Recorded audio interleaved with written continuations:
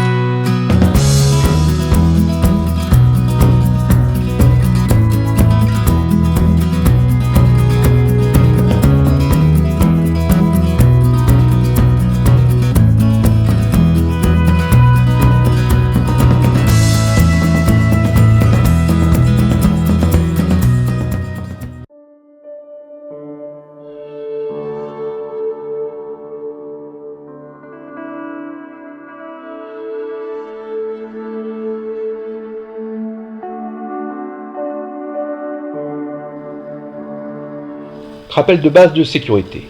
Ne plongez que si l'on est en forme. Chassez à deux. La sagesse le recommande. Attention à la mise à l'eau. Les vagues, le courant, les déferlantes sur roche. La même chose pour la sortie. Avoir une assurance individuelle pour la responsabilité civile.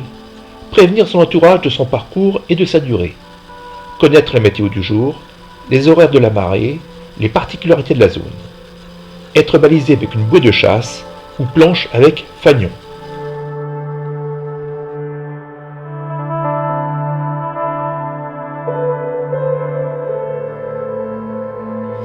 Quelques puces sécurité. Attention lorsque vous chassez le long d'une falaise au risque de chute de pierre, voire même volontaire, on n'est jamais assez prudent. Avant de chasser sur une zone, essayez d'avoir des informations sur les spécificités locales, les pêcheurs locaux, voire des marginaux. Ne croyez pas être à l'abri des bateaux avec votre bouée et fanion. Seules les roches émergées sont de bons remparts, et encore.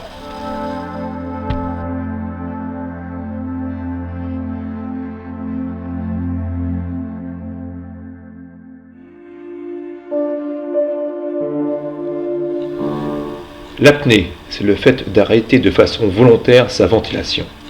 La respiration, c'est au niveau de chaque cellule la création d'énergie à partir d'oxygène. En apnée, la respiration se poursuit.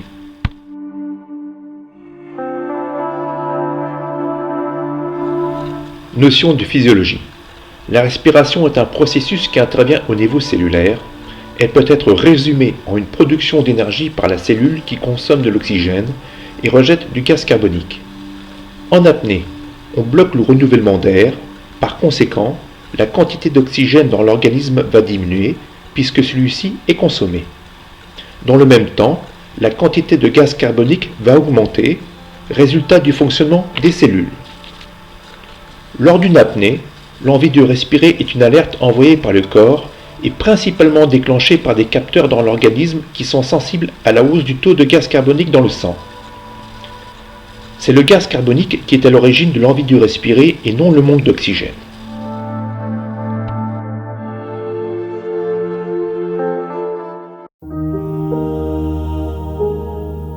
Le risque de syncope, c'est le risque majeur en apnée. C'est une perte de connaissance sans arrêt cardiaque car le cerveau n'est plus assez oxygéné. Il se met en veille et peut aller jusqu'à la perte de connaissance. Pour prévenir ce risque, ne pas s'hyperventiler avant l'apnée. Se ventiler simplement sans forcer, calmement. Le stimuli du besoin de ventiler est déclenché principalement par le taux de CO2 dans le sang. Vouloir le réduire nuit à la performance et est très dangereux. Chasser à sa profondeur de confort, ne pas aller au-delà de ses limites. Conserver de larges marges de sécurité. Chasser avec un coéquipier de même niveau. Chasser à un seul fusil avec votre coéquipier si vous évoluez à des profondeurs importantes et assurer une veille partagée. S'entraîner régulièrement pour apprendre à se connaître, ne pas forcer sur une apnée, avoir de la lucidité, aucun poisson ne vaut de risquer sa vie.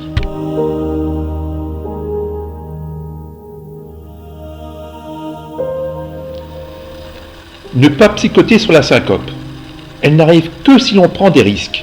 Chasse profonde pour ses capacités, avec des efforts importants, chasse à trous du congre, agachon très profond et long, gros lieu au grand large, la volonté de remonter le poisson tiré dans son apnée. Elle survient plutôt à la remontée, à quelques mètres de la surface, respectez la pratique du tuba en bouche, un simple maintien de la tête hors de l'eau de votre coéquipier suffit à le sauver, car la reprise de la ventilation se fait quelques secondes après. Si la reprise de la ventilation n'est pas présente, il faut attaquer les gestes d'urgence.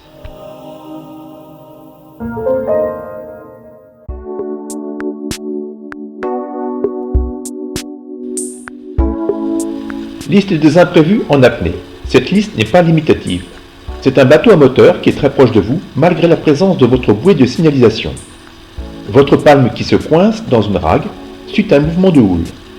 C'est une sortie de l'eau rock'n'roll, suite à une évolution de l'état de la mer. Un tir mal effectué sur un poisson dans une rague à une profondeur importante pour vous. Un agachon trop long pour essayer de tirer le poisson et hauteur d'eau à parcourir pour retrouver la surface. C'est aussi rentrer dans une cale d'épave et ne pas retrouver la sortie, profondeur et ou visibilité, la base.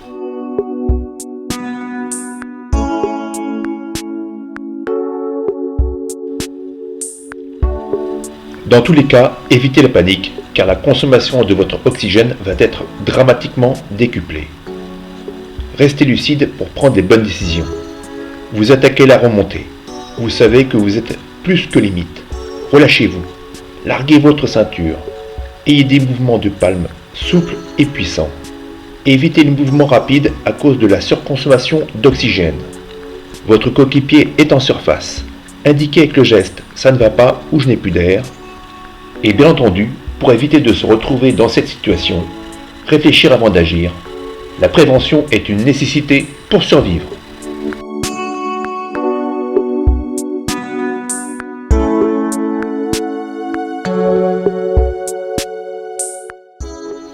L'appel des secours, les gestes qui sauvent. Si la personne n'a pas de réaction, libérez les voies aériennes supérieures. Vérifiez la ventilation et s'il n'y a pas de ventilation, faire appeler les secours au 112 ou au 196. Attaquez la réanimation cardio-pulmonaire. 30 compressions thoraciques, 4 à 5 cm de compression, cadence 100 compressions par minute. Ensuite, cycle de 2 insufflations et 30 compressions thoraciques, faire 5 cycles, puis recharge de ventilation. Poursuivre jusqu'à l'arrivée des secours. Je recommande d'apprendre les gestes qui sauvent via la sécurité civile, la Croix-Rouge, le secourisme en entreprise, dans les clubs de plongée.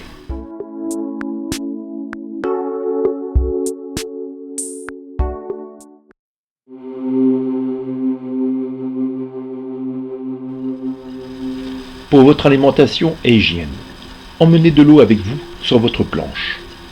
Alimentez-vous en secouant la veille, des pâtes, du riz. Évitez le café, c'est un tonique cardiaque. Au bout de 2 heures de chasse, pensez à manger des barres de céréales ou des fruits secs. Pour info, 1 kg de graisse humaine en termes d'énergie permet de faire du vélo pendant 24 heures non-stop.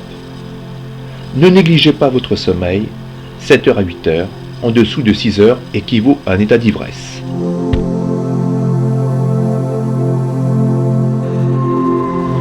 Hygiène corporelle et matérielle. Bien prendre soin de ses oreilles, c'est un des organes le plus sensibles pour l'apnée. Ne pas utiliser de coton-tige pour se nettoyer les conduits auditifs. Après une sortie, rincez les conduits auditifs à l'eau douce avec la pomme de douche. Recommandation de sécher les conduits avec un sèche-cheveux. Utilisez des gouttes de Polydexa, cela réduit la prolifération des microbes et le risque d'otite à répétition, surtout si vous chassez tous les jours, plusieurs semaines durant. Enfin, rincez votre combinaison de chasse après chaque sortie et utilisez un shampoing doux pour bébé pour faciliter l'habillage de la combinaison.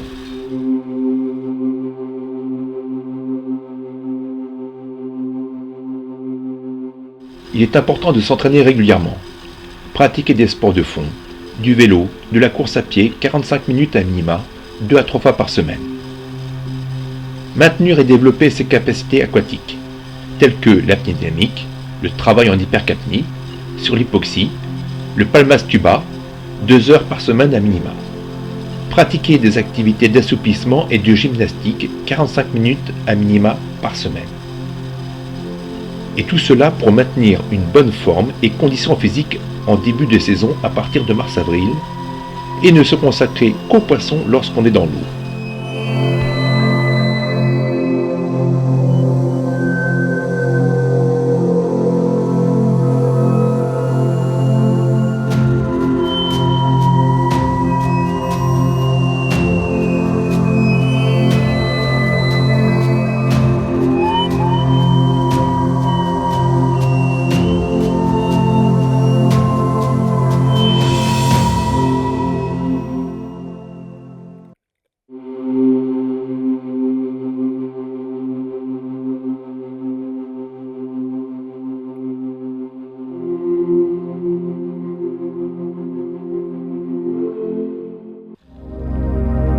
Le matériel, il nécessite une préparation méticuleuse. Vérifiez qu'il est toujours en bon état et ne pas le préparer au dernier moment.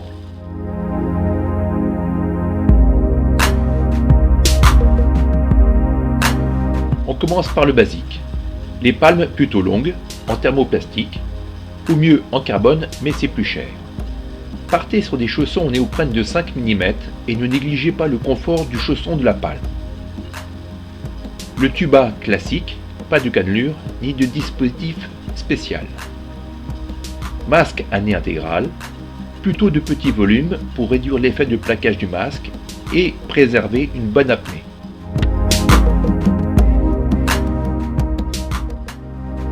Pour la combinaison, c'est du néoprène lisse extérieur et tranché intérieur. 7 mm haut et bas pour hiver et début de saison, 5,5 mm pour période été de juillet à septembre. La pissette, un incontournable pour éviter les odeurs et irritations.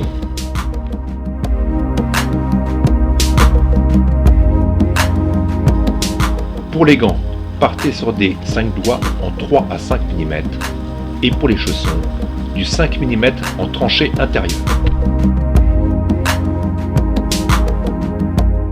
Pourquoi se lester? L'eau de mer est entre 9 degrés, voire moins, à 17-18 degrés. Ceci nécessite l'utilisation d'une combinaison isothermique. Celle-ci renferme des petites bulles d'air dans le néoprène et c'est cela qui assure l'isothermie. Plus la combinaison est épaisse, plus elle est isotherme, plus on flotte et la contrepartie, c'est le lestage, avec des kilos de plomb pour revenir à une flottabilité neutre. Quelques données de lestage en fonction de la combinaison que j'utilise. La flottabilité de la combinaison varie en fonction de la profondeur atteinte, car le néoprène s'écrase. Il faut donc ajuster son plombage en fonction de la profondeur à laquelle on choisit de chasser. Pour le lestage, j'utilise un baudrier de 4 kg, une ceinture de 5 kg et des plombs de jambe de 500 g.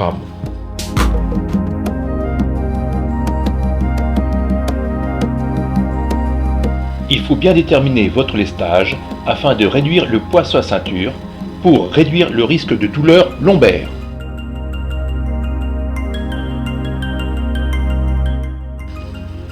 La ceinture et ses accessoires.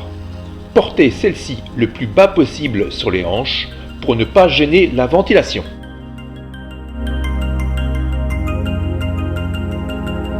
Une grande pochette avec un petit filet pour crustacés et un sando de rechange.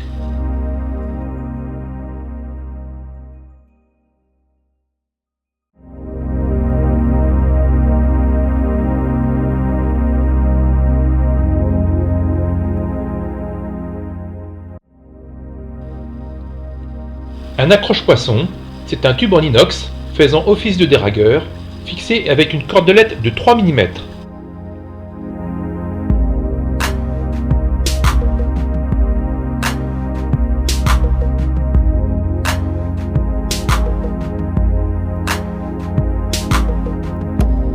Une petite pochette située à gauche sur la ceinture pour la licence, des obus de rechange, des embouts caoutchouc pour les flèches. La dague du chasse. Du classique, simple et robuste. Attention à la pointe du couteau, pas trop effilée, sinon gare aux doigts. J'ai vu il y a quelques années un chasseur qui a interrompu une compétition de chasse après s'être coupé la main avec sa dague pour avoir voulu tuer son poisson.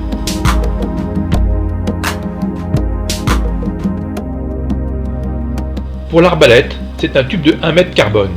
Je privilégie l'assise du fusil pour la technique de l'agachon. Pour une arbalète polyvalente, c'est un tube de 90 cm. Mes fusils, un Crécy carbone 100 cm avec crosse au mer, un Soria Sub Arrow 100 carbone, guide enclose tract et roller.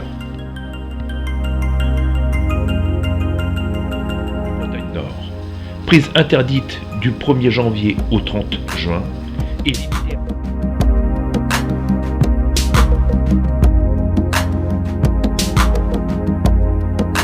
L'agrafe en inox permet de décrocher facilement son poisson, surtout si le poisson est embroché.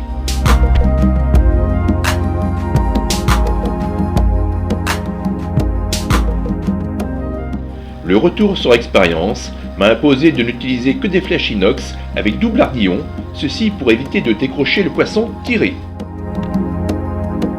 Toujours utiliser un embout caoutchouc pour protéger la pointe de la flèche hors de l'eau pendant vos déplacements.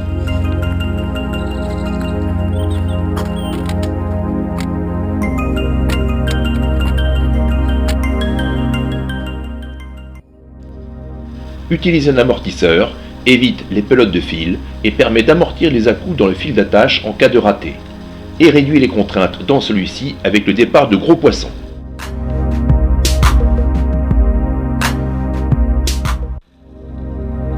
Mes fusils sont tous équipés d'un moulinet. C'est un plus sécurité pour flèches enragées, fatiguer une grosse prise. C'est un dispositif qui évite de perdre un fusil et de se donner des marges de manœuvre. Il y a de 30 à 50 mètres de drisse de 1,5 à 2 mm. Imaginez, vous venez de tirer une belle pièce, le poisson est enragué dans un trou dans 10 mètres de profondeur. Il y a du courant et la visibilité n'est que de 3 mètres. Sans moulinet, c'est adieu le fusil et le poisson.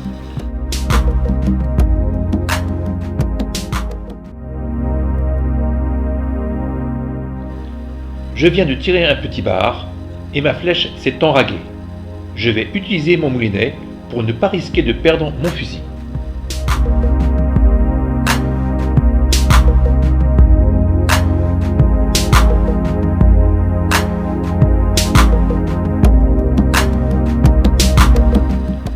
Je débloque le frein du moulinet et déroule le fil.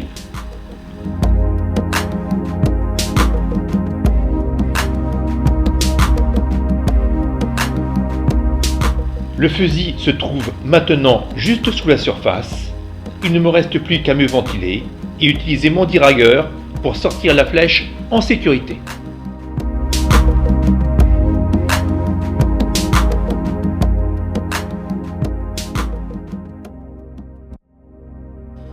De même, je n'utilise que des flèches à ergots et si possible des ergots soudés.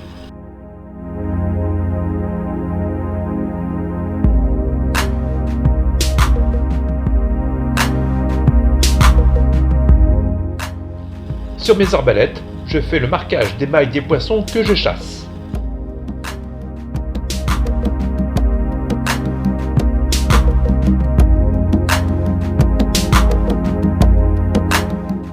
La planche de chasse, c'est votre scooter des mers.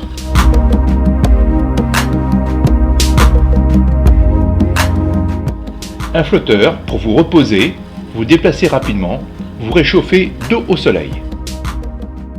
Un fanion placé à 1,50 m de hauteur pour vous signaler aux embarcations et localiser votre planche.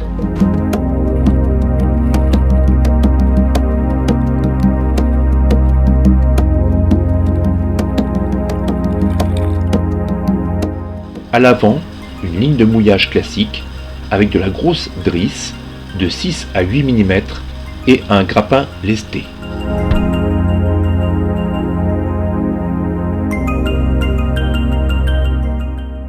Une petite boîte étanche pour votre téléphone portable et vos données personnelles en cas de perte de la planche, votre adresse, votre numéro de téléphone, et une boussole en cas de brume soudaine.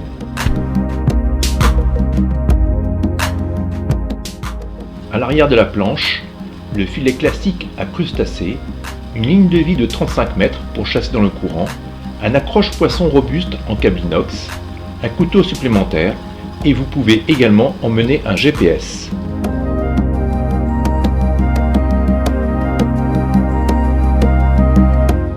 Accroche-poisson sur la planche, c'est un câble inox de 3 mm de diamètre, 1 m de long et un stylet pour supporter 25 à 30 kg.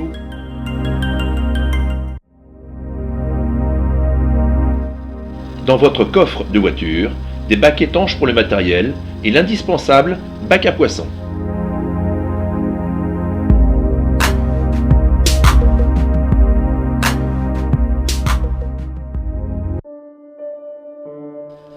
Pour utiliser votre arbalète en sécurité, ne jamais armer un fusil hors de l'eau. Partez du principe que le coup peut partir à n'importe quel moment. Ne jamais diriger son arme vers son coéquipier. Toujours porter des gants pour les ruptures des obus, pour les arêtes dorsales des poissons, etc. Toujours avoir bien localisé son coéquipier avant un tir à un trou ou en chasse avec une faible visibilité. Enfin, hors de l'eau, protégez le bout de votre flèche par un bout de sang d'eau pour éviter de blesser autrui ou crever le boudin de votre Zodiac.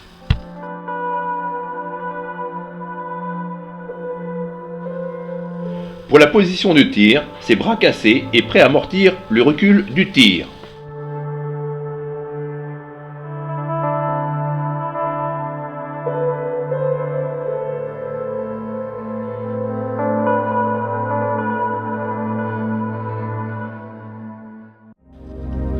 Comment armer son arbalète? Vérifiez que la flèche est bien engagée et verrouillée dans le mécanisme de la gâchette. S'assurer que le fil de la flèche est bien tendu et bien positionné dans le pince-fil. S'assurer que la molette du moulinet est juste serrée sans être bloquée, sinon il vous sera impossible d'utiliser votre moulinet. Positionnez la crosse au niveau du creux de la ceinture abdominale.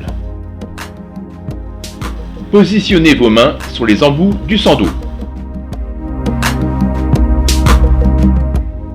Étirez un coup sec pour loger le fil de l'obus dans l'encoche de la flèche. Avec l'expérience, cette manœuvre se réalise plus facilement.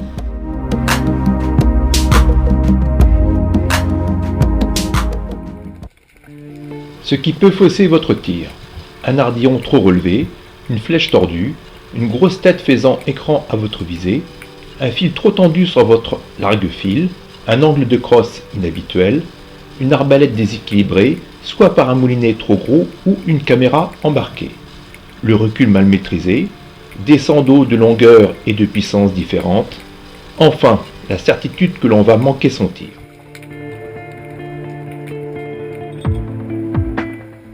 Le tir, une dimension mentale.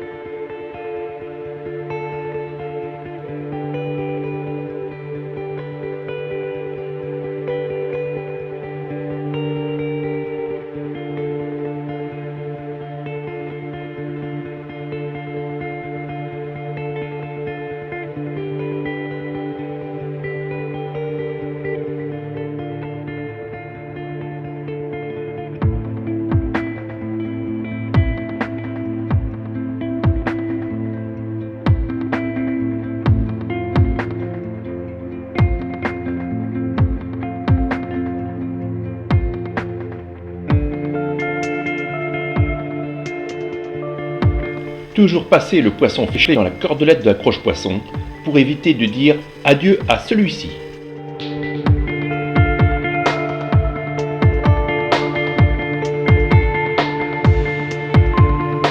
Utilisez l'accroche-poisson pour achever celui-ci.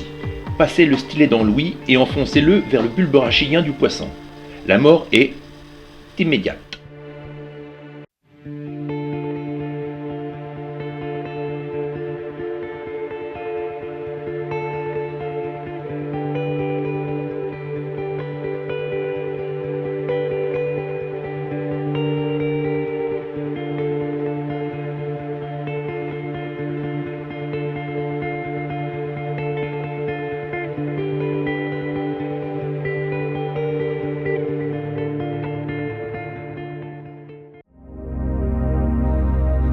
Pour un tir efficace sur le poisson, essayez tant que faire se peut de viser la zone du bulbe rachidien et surtout évitez le ventre, car le poisson peut se déchirer.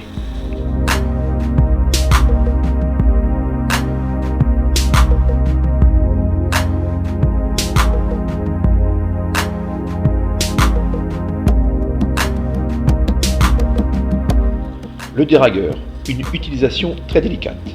Il permet de déraguer une flèche coincée dans une faille. C'est un tube inox de diamètre 20 mm et de longueur 230 mm avec une fente sur la moitié du tube pour laisser passer le talon de la flèche.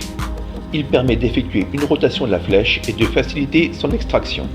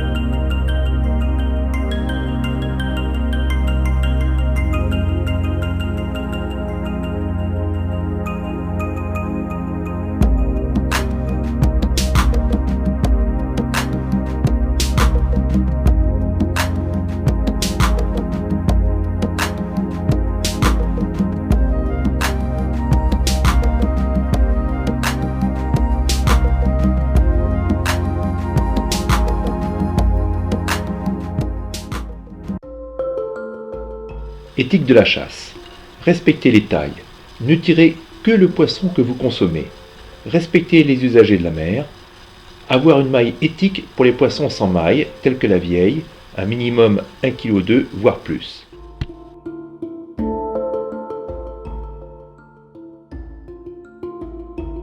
Chaque poisson possède une ligne latérale avec des capteurs de pression. Chaque bruit, onde de pression qui se déplace, est enregistré par celle-ci et transmis au cerveau du poisson. D'où l'importance de maîtriser ces bruits parasites ou de les provoquer dans certains cas pour attiser la curiosité du poisson. Dans les bruits parasites, vous avez notamment le choc des palmes en phase de descente, les bulles d'air dans la combinaison, le choc des plombs sur la roche, la main d'appui qui s'oppose au fond.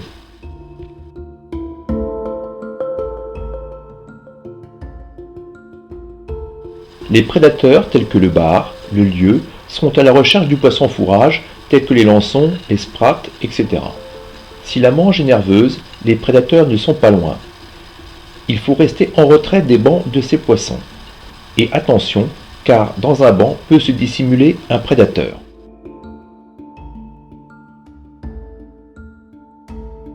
Faut-il faire du bruit pour attirer le poisson? Plusieurs écoles. Au large, sur des zones où il y a de la vie, des lançons, des vieilles, des lieux, ne pas faire de bruit. Il y a toujours des petites bulles qui s'échappent de la combinaison et les poissons vous ont déjà entendu. Au bord, au montant, je recommande d'appeler le poisson en faisant des bruits de gorge, gratter le sable, frotter des moules.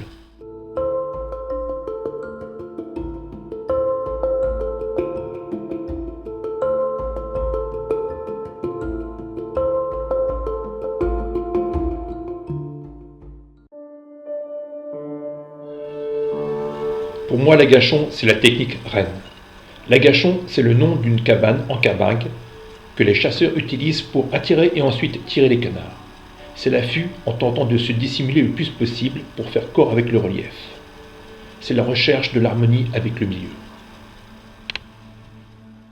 Votre canard doit être silencieux. Bien enlever et chasser l'air emprisonné de votre combinaison. Faire le canard à une palme. Éviter le bruit des bulles d'air qui s'échappent du tuba en le retirant de la bouche et en le remettant sans tarder en prévention du risque de syncope. L'importance du choix du poste. Entre deux blocs, derrière des algues, un rocher, une dépression dans le sable. Trouvez une accroche pour la main libre s'il y a de la houle ou que votre plombage est trop léger. Se placer dos au soleil, pour l'effet miroir du masque, et dans l'ombre de la roche.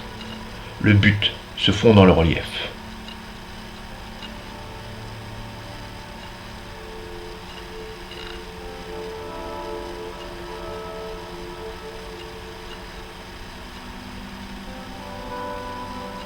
La présence des petits poissons à proximité du chasseur indique que le chasseur est bien fondu dans le relief. En fin d'agachon, regardez à droite, regardez à gauche si un banc de poisson n'arrive pas.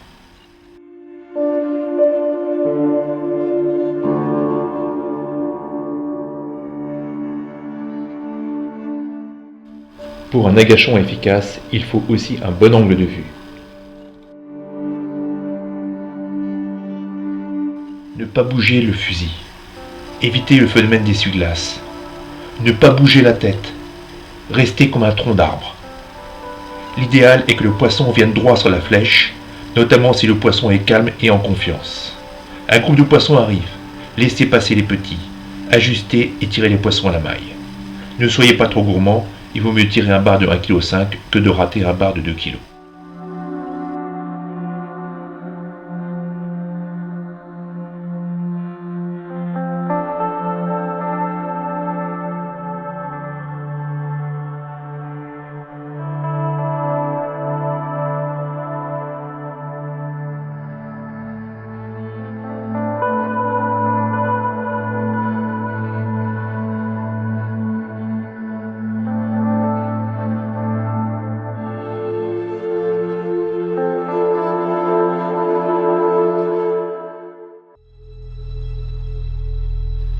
La chasse à l'indienne. Après le canard, c'est un mixte d'agachons et de déplacements discrets au fond pour surprendre les poissons en épousant les contours du relief sous-marin. On peut même utiliser les mains pour se déplacer afin d'éviter de choquer les palmes avec le fond.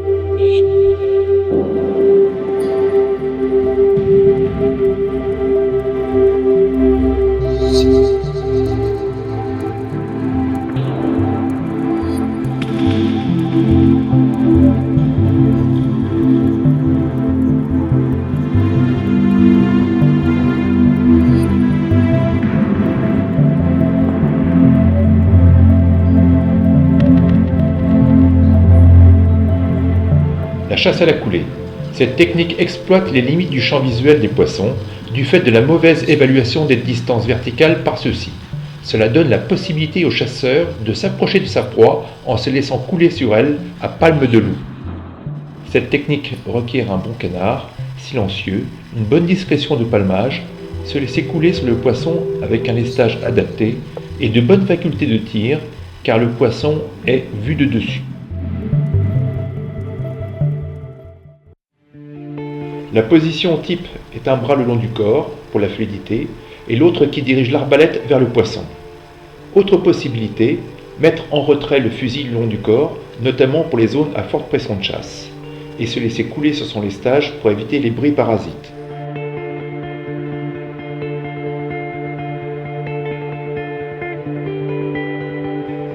La chasse à trous. C'est une technique adaptée aux poissons sédentaires et ou de passage qui élisent domicile dans des trous, des anfractuosités, des rags creusés dans les rochers. Attention à la discrétion, choc des palmes, des plombs contre la roche. Abordez le trou avec la flèche du fusil en retrait du corps pour éviter de faire fuir les occupants du trou. Bien réfléchir avant le tir, la position du poisson, faire un tir précis. J'utilise peu cette technique avec le risque d'enraguer la flèche après tir et je préfère l'agachon face ou à proximité de la rague pour faire sortir le poisson.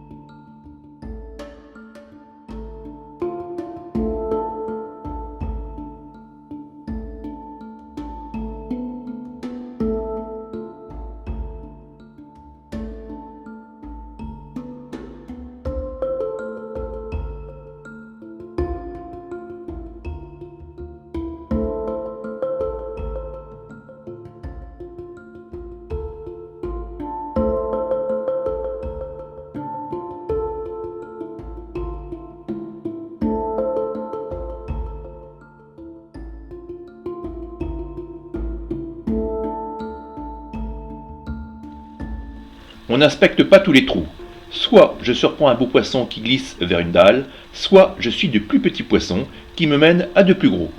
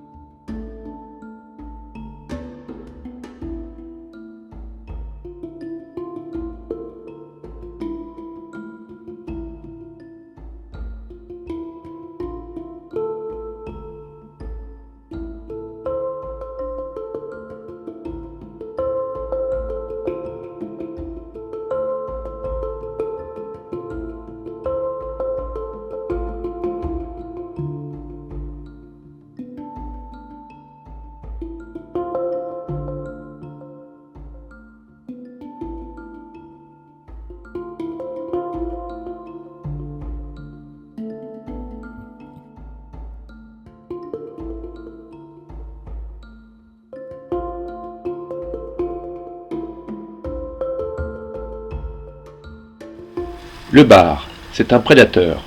Il a une alimentation très variée. Il se nourrit de poissons fourrages, lançons, sprattes, gobies, etc.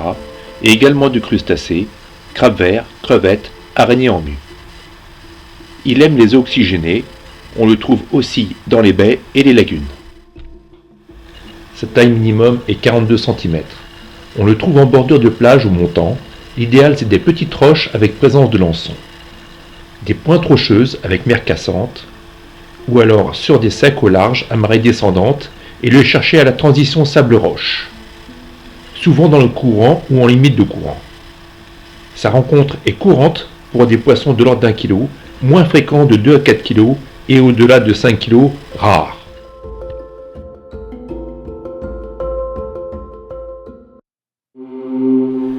Il arrive sur nos côtes à partir d'avril et repart vers le grand large fin novembre, début décembre pour trouver des zones moins froides. Le bar, c'est un des poissons les plus recherchés par les chasseurs. À la période de fin juillet, les araignées commencent à muer. Les gros bars sont friands de celles-ci. Il est intéressant de connaître ces zones. Ce gros bar avait 3 araignées complètes dans le ventre.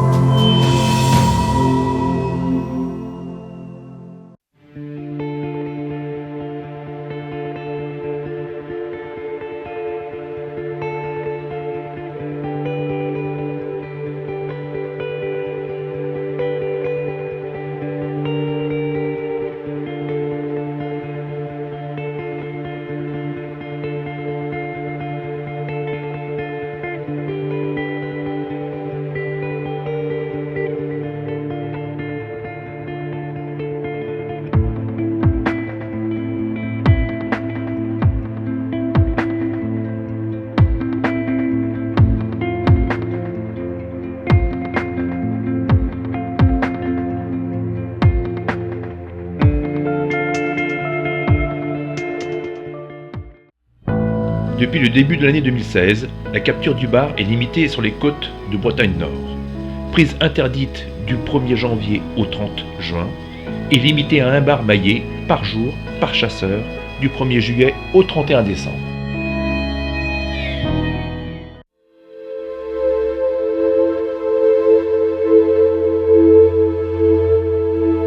Le mulet. Sa taille minimale est de 30 cm et ma maille éthique autour de 1 kg. Il y a différentes espèces et la plus commune est le mulet à grosses lèvres. Sa rencontre est très fréquente et c'est un poisson qui réagit bien à l'agachon. On le trouve le long de la côte, sur bordures rocheuses et les plages, en poisson isolé ou en groupe. En août et septembre, se rencontrent en bancs gigantesques.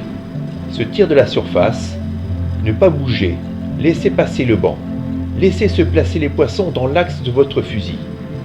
Ajustez et tirez un beau poisson. Attention, si vous bougez le fusil, les poissons accélèrent sans possibilité de tir. Il se nourrit d'algues, de petits vers, de petits crustacés et mollusques.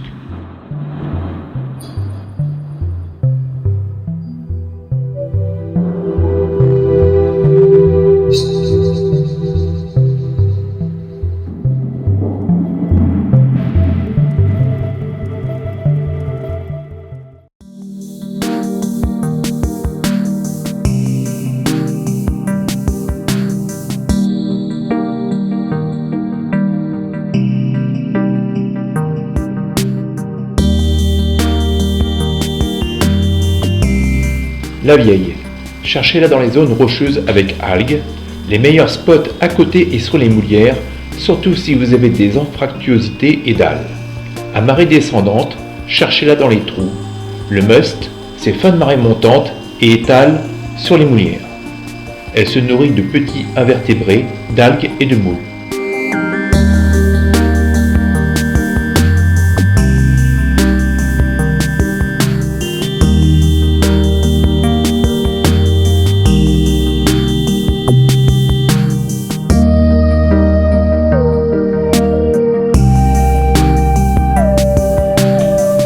J'ai beaucoup de respect pour ce poisson. Il est assez commun. Par contre, les gros spécimens glissent dans les algues dès l'arrivée du chasseur.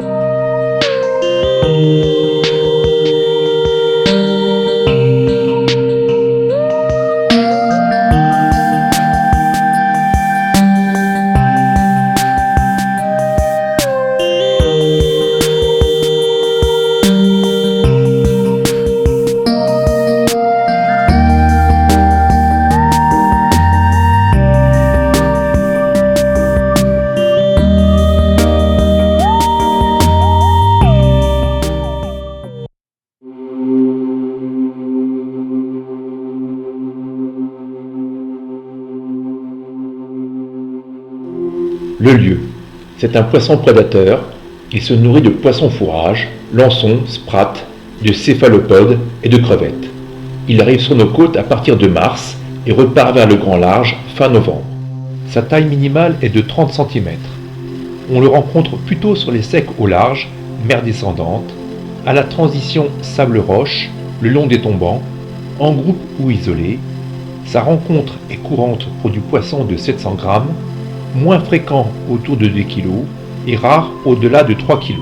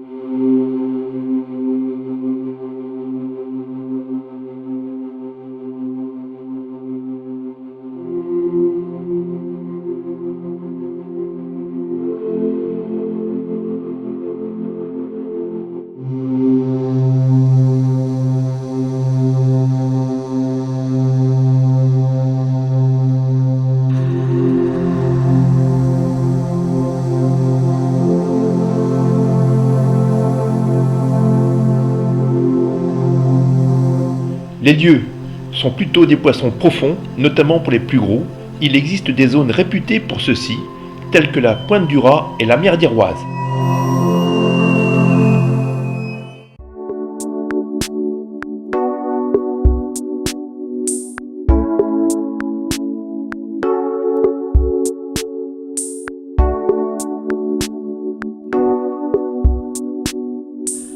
Le sard. Sa taille minimum est de 25 cm. Il commence à être rencontré régulièrement. Sur sec, à proximité ou éloigné de la côte, à marée descendante, sur certaines pierres. En général, un seul tir, après tout le monde gicle.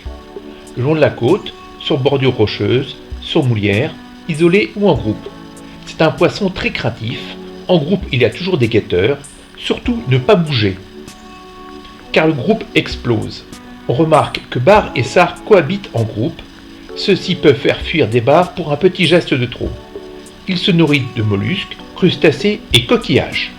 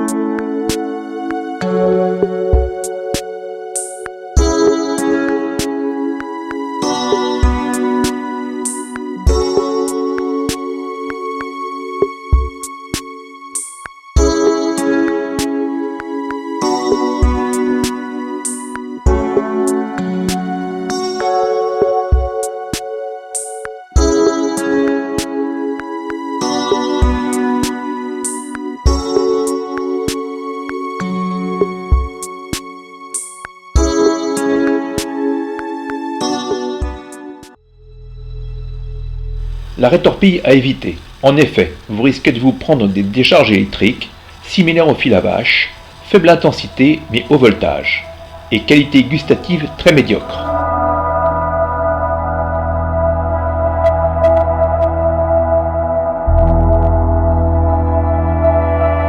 Le congre, passez votre chemin, juste bon pour la soupe de poisson, très puissant s'il n'est pas tiré dans la tête, risque important pour le matériel, flèche tordue, perte de flèche, etc. Et pour le chasseur, morsure, risque de pincement avec flèche et fil du fusil.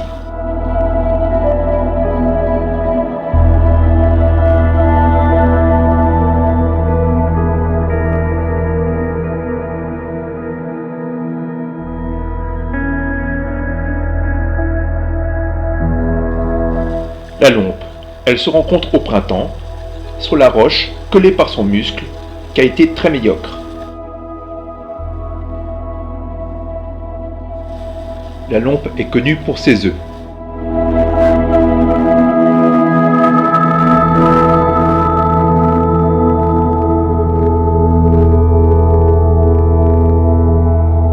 Le turbo, c'est un poisson plat gaucher. C'est un prédateur. Il a une alimentation variée. Il se nourrit de poissons fourrage, lançons, sprat, gobies. On le trouve sur des fonds sableux avec grosse granulométrie, plutôt au large et des profondeurs plus importantes, à partir de 12-15 mètres. Sa taille ménie est 30 cm, au large sur plateau sableux avec présence permanente de lançons. Plutôt chasse à marée descendante pour limiter les hauteurs d'eau et en dérive pour couvrir de grandes surfaces. Toujours dans le courant et chercher des fonds sableux à proximité de plateaux rocheux qui limitent les possibilités de dragage et de chahutage. Rencontre pas très fréquente de 1 à 20 kg.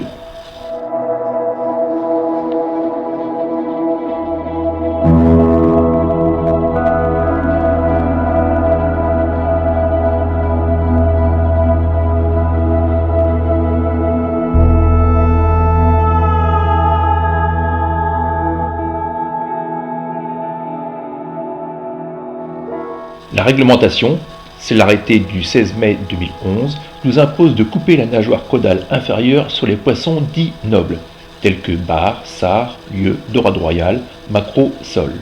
Le homard est aussi concerné, par contre la vieille ne l'est pas.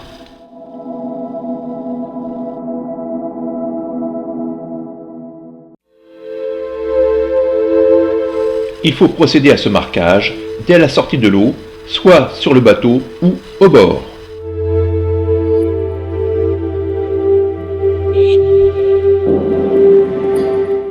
Sur le homard qui est pris vivant à la main, découpez sa queue comme indiqué sur la photo, avec comme remarque, il est dommage de procéder ainsi. Le homard a tendance ensuite à se vider par cette découpe.